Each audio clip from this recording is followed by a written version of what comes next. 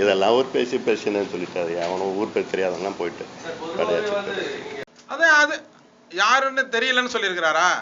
அவர்களுக்காக பல முறை திருச்சி மத்திய சிறைசாலையில் போராட்டங்களில் தலையிட்டு அதில் பல நாட்களை திருச்சி மத்திய சிறையில் அனுபவித்தவன் தான் நான். ஆனால் இந்த போராட்ட காலங்களில் ஒரு நாள் கூட எந்த போராட்டத்திலையும் கலந்து கொள்ளாதவர் தான் அன்புமணி ராமதாஸ். எங்களுக்கு தான் அவர் யார் என்றே தெரியவில்லை. பாட்டாளி மக்கள் கட்சியினுடைய நிறுவனர் டாக்டர் ராமதாஸிற்கு எங்களுடைய படையாச்சியார் பேரவையின் சார்பாக ஒரு 10 கேள்விகளை முன்வைக்க உள்ளோம். இதற்கு இவர் பதில் சொல்லவில்லை என்றால் வன்னியர்களை இவர் ஏமாற்றி ஓட்டு வங்கியாக மட்டுமே பயன்படுத்துவதாக வன்னிய மக்களும் தமிழக மக்களும் எண்ணி பார்க்க வேண்டும் என்பதற்காக தான் யாராருக்கோ கேள்வி கேட்கிறார். அவருக்கு அதே வன்னியர்களாகிய நாங்களே கேள்வி கேட்கிறோம். கேள்வி 1, பாட்டாளி மக்கள் கட்சியினுடைய நிறுவனர் ராமதாஸ் நான் எந்த பதவிக்கும் வரமாட்டேன் என்று வன்னியர் சங்கம் ஆரம்பிக்கப்பட்ட போது சொன்னது உண்மையா இல்லையா? 2வது கேள்வி, பிறகு நிறுவன தலைவர் என்ற மிகப்பெரிய பதவியை வன்னியர் சங்கம் பாட்டாளி மக்கள் கட்சி போன்ற அமைப்புகளில் அவர் பதவி வகித்துக் கொண்டிருப்பது உண்மையா இல்லையா? 3வது கேள்வி, நானோ எனது குடும்பமோ அரசியலில் எம்எல்ஏவோ எம்பியாகவோ சட்டமன்றத்தையோ நாடாளுமன்றத்தையோ ஒரு பார்வையாளனா கூட எங்களுடைய குடும்பத்தை சேர்ந்த யாருடைய கால்களும் மிதிக்காது என்று சொன்னது உண்மையா இல்லையா? பிறகு வன்னியர்களுக்கு தனி இடஒதுக்கீட்டு பெற்றுத் தருகிறேன் என்று கூறியது உண்மையா இல்லையா? அதற்காக தான் இந்த சங்கம் ஆரம்பிக்கப்பட்டது என்பதும் அவர் சொன்னது உண்மையா இல்லையா? வன்னியர்களுக்கு இன்று வரை தனி இடஒதுக்கீட்டு கிடைக்கிறதற்கு எந்த விதமான முயற்சியும் செய்யவில்லை என்பது உண்மையா பொய்யா? வன்னியர் சங்கம் டாக்டர் ராமதாஸ் ஆரம்பிக்கப்பட்ட போது நான் ஒரு ஏழை விவசாயி, எனக்கு எந்த விதமான சொத்துகளும் கிடையாது என்று சொன்னது உண்மையா இல்லையா?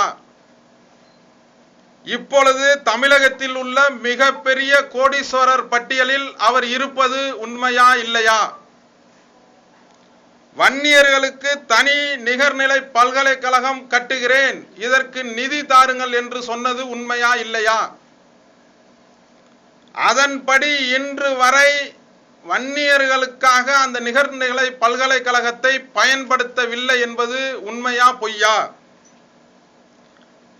வன்னியர்களுடைய ஓட்டை பெற்று வன்னியர் சமுதாயத்திற்காகவே நான் பாடுபடுகிறேன் என்று வன்னியர் சங்கங்கள் எல்லாம் நடத்தி கொண்டு இருக்கின்ற ராமதாஸ் இன்றைக்கு முதல்வர் வேட்பாளராக தன்னுடைய மகன் அன்புமணி ராமதாஸை அறிவித்திருக்கின்ற ராமதாஸ் ஒரு முறையாவது பாராளுமன்றத்திலோ மேல் சபையிலேயோ இவர் பதவி வகித்த 5 ஆண்டுகளில் ஒரு முறையாவது தன்னுடைய இனத்திற்காக வன்னியர்கள் தனி இடஒதுக்கீடு வேண்டும் என்று ஒரு முறையாவது அன்புமணி ராமதாஸ் பேசியது உண்டா இல்லையா? இந்த கேள்விகளுக்கெல்லாம் ராமதாஸ் பதில் சொல்லிவிட்டு வன்னியர்களுடைய ஓட்டை கேட்க வேண்டும் என்று நாங்கள் முடிவு செய்திருக்கிறோம். இல்ல, தேர்தல்லாம் நாங்கள் தேர்தல் இது வன்னியர் அமைப்பு தேர்தலில் போட்டியிடுற நோக்கம் இல்லை. நாங்கள் நீங்கள் கேட்குற கேள்வி நல்ல கேள்வி தான். இதேமாரி தான் இவர் 2008 முதல் நாங்கள் இதுக்கு பாமக சமுதாயத்திற்கு துரோகம் செய்யுது என்பதற்காக 2008ஆம் ஆண்டு ஆயிரக்கணக்கான வாகனங்களில் 360 கிலோமீட்டர் கிட்டத்தட்ட 9 வன்னியர் மாவட்டங்கள் வழியாக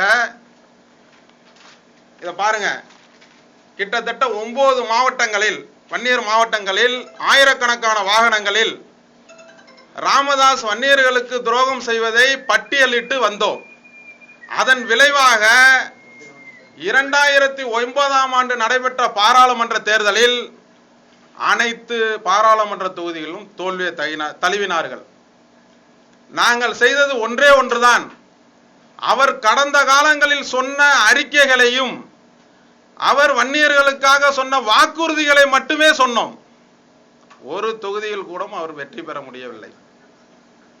தர்மபுரியில் இப்பொழுது ஜெயிச்சதனுடைய மர்மம் என்னவென்றால், லட்சக்கணக்கான வன்னியர்கள் சமுதாயத்தைச் சேர்ந்தவர்கள் எல்லாம் தருமபுரி மாவட்டத்தில் ஏழ்மை நிலையை கருதி வெளி மாநிலங்களில் வேலை செய்கிறார்கள். அவர்கள் குடும்பம் குடும்பமாக எப்படி நம்ம ஒரு திருவிழா நடக்குமோ சொந்த ஊருக்கு செல்வோமோ, அப்பொழுது தேர்தல் வரும்போதெல்லாம் தொகுதிக்கு செல்வார்கள். அப்பொழுது ஏதோ வன்னியர்களுக்காக போராடுகிறேன் என்று பத்திரிகையில் நாம் வெளிமாநிலிருந்து படிக்கிறோமோ என்று ஓட்டு போடுவார்கள். இந்த வன்னியர்களுடைய அறியாமையில் தான் தருமபுரி வெற்றி பெற்றது. அவருக்கு துணிவிருந்தால் தைலாபுரம் இருக்கின்ற பக்கத்து நடந்து போற தொகுதியில் இருக்கிற ஆரணி எம்பி தொகுதியில் அவர் நின்று இருக்க வேண்டும். ஏனென்றால் அந்த தொகுதியும் அவர்கள் வாங்கியிருக்கிறார்கள். ஏனென்றால் தன்னை சுத்தி இருக்கிற மாவட்டத்தில் இருக்கிறவர்கள் எல்லாம் இவர்களுடைய வெளிவேசத்தை தெரிந்து ஓட்டு போட மாட்டார்கள் என்பது நன்றாக அவர்களுக்கு தெரியும். இப்பொழுது கூட நிகர்நிலை பல்கலைக்கழகத்திற்கு மிகப்பெரிய ஊழல் நடந்திருக்கிறது, மோசடி நடந்திருக்கிறது என்று புகார் மனுவை ஏடிஜிபியிடம் கொடுத்திருக்கிறோம்.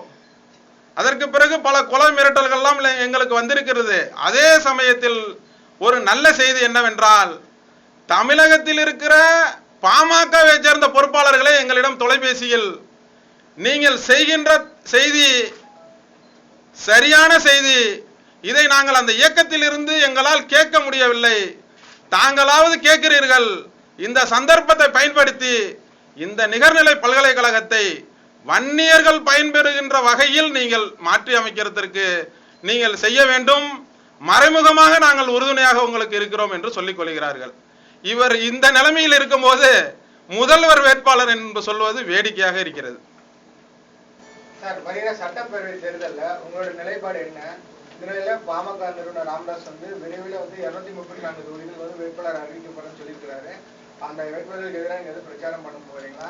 சார், 234 தொகுதியில அவங்களுக்கு கேண்டிடேட்டே கிடையாது. ஃபர்ஸ்ட் ஒண்ணு, அவங்களுக்கு கேண்டிடேட் 234 தொகுதியில கேண்டிடேட் யாருன்னு முதல்ல சொல்லுங்க பாப்போம். கிடையாது. வன்னியர்கள் நாங்கள் 13 மாவட்டங்களில் தான் அதிகமாக வசிக்கிறோம். தென் மாவட்டத்தில் எல்லாம் வன்னியர்களே கிடையாது.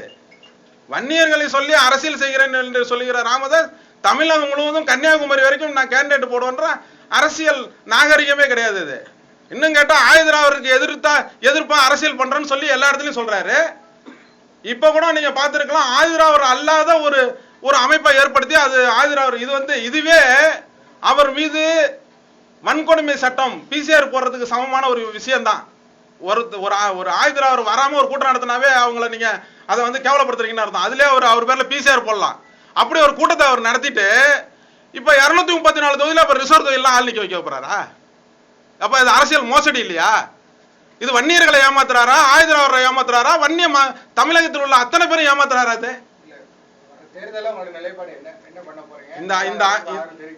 இந்த ஆட்சி சிறப்பான ஆட்சி.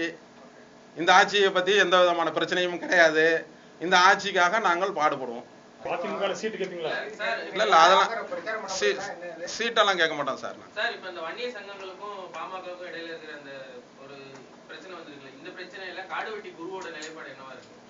சார், காடுவெட்டி குரு வன்னியர் சங்கத்தினுடைய தலைவர்னு சொல்றாரு. ஒரு சட்டமன்ற உறுப்பினரோ நாடாளுமன்ற உறுப்பினரோ பதவி ஏற்கும் போது நீங்க பார்த்திருப்பீங்க, நான் எந்த ஜாதிக்கும் மதத்துக்கும் அப்பாற்பட்டு அரசியல் சட்டத்துக்கு உட்பட்டு நான் செயல்படுவேன் என்று சத்தியபிரமாணம் எடுத்துக்கொண்டுதான் பதவி ஏற்க வேண்டும். அப்படி பதவி ஏற்ற ஒரு நபர் ஒரு ஜாதிக்கு மட்டும்தான் தலைவராக இருப்பேன் என்பது எவ்வளவு பெரிய தவறான விஷயம் என்பதை நீங்கள் ஊடகங்கள் வெளியில் கொண்டு வர வேண்டும். பாமக வெளியே வந்த வேல்முருகன் தமிழக என்னோட தலைக்கு 25 லட்சம் ரூபாய் விலை பேசியிருக்காங்க, பாமக தொண்டர்களை தூக்கி விடுறாங்க. அவரை யார் எதிர்த்து பேசினாலும் அதான் பேசுவாரு. உங்களுக்கு பேசியிருக்காங்க. 2 முதல்வர்களையும் விமர்சனம் செய்தவர்கள் தான். 2 முதல்வர்களையும் தரைக்குறையாக பேசினவர்கள்லாம் 2 பேர்களுக்குமே திமுக தலைவர் கருணாநிதி அவர் பேசுறதுக்காக குண்டாக்கில தூக்கி போட்டாங்க. அதனால அவங்க யாரு எதிர்க்கிறது சொல்றாங்களோ எல்லாரையும் கொலை பண்ணணும். கூலிப்படைகள் நிறைய கூலிப்படை இருக்கு அவங்கள்ட்ட. வேற வன்னிய மக்கள்லாம் யாருமே கிடையாது சார். ஒரு விஷயத்த நீங்க மீடியாக்கள் தெரிஞ்சுக்கணும். வன்னியர்களுடைய மிகப்பெரிய தலைவர்னு சொல்லிட்டு இருக்கிறது 1989ல. அப்ப 2 கோடி வன்னியர்களுக்கு இடஒதுக்கீடு வேணும்னு கேட்டாரு. இது 87 சாலை மறியல். சாலை மறியல் முடிஞ்ச உடனே மிகப்பெரிய வன்னியர்களுக்காக போராடுகின்ற ஒரு தலைவர்னு எல்லாருமே நினைச்சாங்க. ஆனா 89ல கட்சி ஆரம்பிச்சு முதல் பாராளுமன்ற தேர்தலை அவர் சந்திச்சார். அவர் வாங்கின ஓட்டு வெறும் 17,50,000 ஓட்டு தான். அப்ப 1,83,00,000 ஓட்டு யாருக்கு போட்டிருக்காங்க? திராவிட கட்சிகளுக்கு தான் வன்னியர்கள் ஓட்டு போட்டிருக்காங்க. ஒரு 5%, 6% ஒருத்தர் பாஸ் ஆகணும்னா ஒருத்தர் எக்ஸாம்ல 35 மார்க் வாங்கணும். அப்பனா கிட்டத்தட்ட இவர் 2 கோடி வன்னியர்னா 70 லட்சம் ஓட்டு வாங்கியிருக்கணும். இவர் பாஸ் ஆகிறதுக்கே ஒருத்தன் 6 மார்க் 5 மார்க் வாங்கினா என்ன அர்த்தம்? வன்னியர்கிட்ட நீ ஒரு 5 மார்க் 6 மார்க் வாங்கலாம். முதலமைச்சர் வேட்பாளர் என்று சொல்லுவது என்னவென்றால், சிபிஐல நிறைய கேஸ் இருக்கு, இன்னும் நிறைய கொலை வழக்கெல்லாம் இருக்கு, உங்களுக்கு எல்லாம் தெரியும். இதுல எதுலாவது வழக்குல போட்டாச்சுன்னா முதலமைச்சர் வேட்பாளர்னு சொன்னதுனால என் பையனை போட்டுட்டாங்கன்னு சொல்றதுக்கு தான், வேற ஒண்ணும் கிடையாது. இதெல்லாம் இவங்களாம் ஆக முடியாது, அவங்களுக்கே தெரியாது. எவ்வளவு பெரிய இயக்கங்கள், திராவிட இயக்கங்கள்லாம் இதை மீறி தமிழகத்தில் திராவிட இயக்கங்கள் இல்லாமல் எந்த கட்சியுமே ஆட்சி அமைக்க முடியாது. எஸ்விஎஸ் கல்லூரி அது இவர் மத்திய அமைச்சராக இருக்கும்போதுதான் அனுமதி கொடுத்தாங்கன்னு தேமுதிக சொல்றாங்க. ஆனா இவர் மறுக்கிறார். அதாவது சார், இவர் மத்திய கேபினட் அமைச்சர். ஒரு மத்திய கேபினட் அமைச்சராக இருந்த ஒருவர் அவர் சொல்லுகிறார், என் துறையிலேயே இருக்கிற இணையமைச்சருடைய பொறுப்பில் தான் அது வருகிறது. இது எவ்வளவு பெரிய ஒரு அயோக்கியத்தனமான மோசடியான பேட்டி என்பதை நீங்கள் நினைத்து பார்க்க வேண்டும். அதாவது கேபினட் அமைச்சரே இவர் தான். அப்ப இவருக்கு கீழே இருக்கிற, இப்ப சாதாரணமா தமிழ்நாட்டில் ஒரு அதிகாரி ஏதாவது ஒரு பிரச்சனைன்னு சொல்லி ஏதாவது ஒரு பிரச்சனைன்னு சொல்லி பத்திரிகையில் வந்துச்சுன்னா உடனே அதை எடுத்து வச்சுக்கிட்டு இந்த துறையினுடைய அமைச்சர் ராஜினாமா செய்ய வேண்டும் சொல்றாரு அன்புமணி. நிறைய பேட்டியில நீங்க பார்க்கலாம். இவரு நான் என்னுடைய இணையமைச்சர் செஞ்ச தப்புக்கு நான் பொறுப்பா இருக்க மாட்டேன்னு சொல்றது எவ்வளவு பெரிய ஒரு அரசியல் மோசடி என்பதை நீங்கள் எண்ணி பார்க்க வேண்டும். பத்திரிகை உலகங்கள் தான் இந்த செய்தியை நீங்கள் வெளியில் கொண்டு செல்ல வேண்டும். இது மட்டுமல்ல, 2 மருத்துவக் கல்லூரிகளுக்கு அவர் அனுமதி வழங்கியதுதான் அவர் மீது வழக்கு சிபிஐயில். தமிழகத்தில் இந்தியாவில் 400 சொச்சம் மருத்துவக் கல்லூரிக்கு அவர் பதவி காலத்தில் அனுமதி வழங்கியிருக்கிறார். சிபிஐயின் இடம் இந்த நேரத்திலே பத்திரிகை, நீங்க தான் இதை எடுத்துட்டு போகணும், பத்திரிகை உலகத்தினர் நீங்க எடுத்துட்டு போகணும்.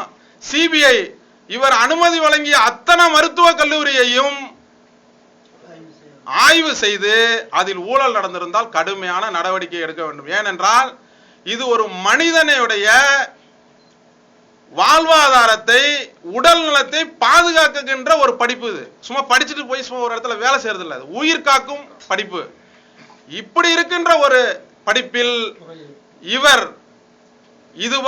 ஒரு டாக்டருக்கு படித்து விட்டு எனக்கு அது தெரியாது, எனக்கு கீழே இருக்கிற அமைச்சர் என்றால் சொல்லுவது அரசியல் மோசடி செய்வதை திருத்துவதற்காக உள்ளது. அதாவது ஒரு பழமொழி உண்டு, தப்பு இல்லாம செஞ்சா தப்பு இல்ல, தப்பா செஞ்சா தப்புன்னு சொல்லுவாங்க. அதான் இவர் செஞ்சிருக்காரு.